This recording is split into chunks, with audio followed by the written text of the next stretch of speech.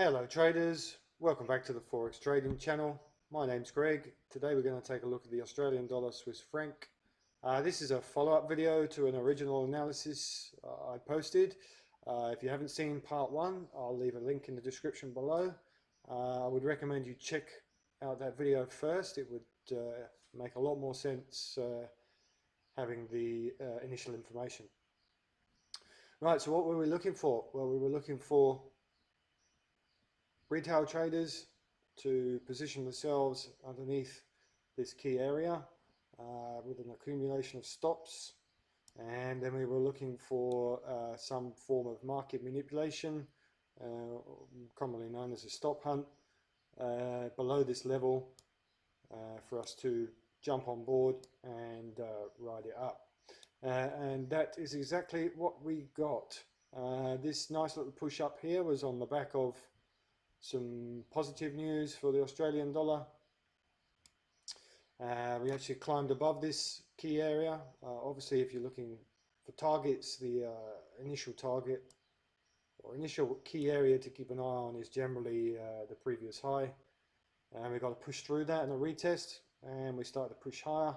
A very positive sign that we were going to start to climb up. I had a couple of targets in mind, one of them being initial highs, 2 to 1, and then an extended target up here.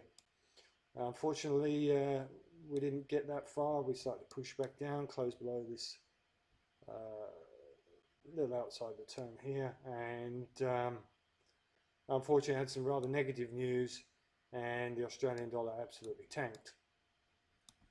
Now, depending on what type of trader you are, depending on how you got in, where you got in, if you got in, it was still a good trade.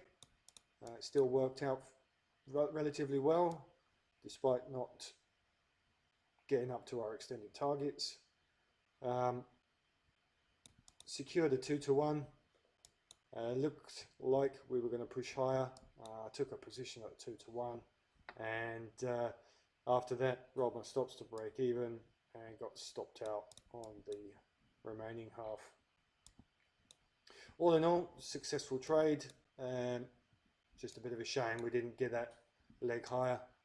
Obviously, do keep an eye out for previous highs. It's always a good area to look for targets. If you're a one-to-one trader, then depending on where you got in, even if you got in a little bit late, you're out in 15 minutes to an hour.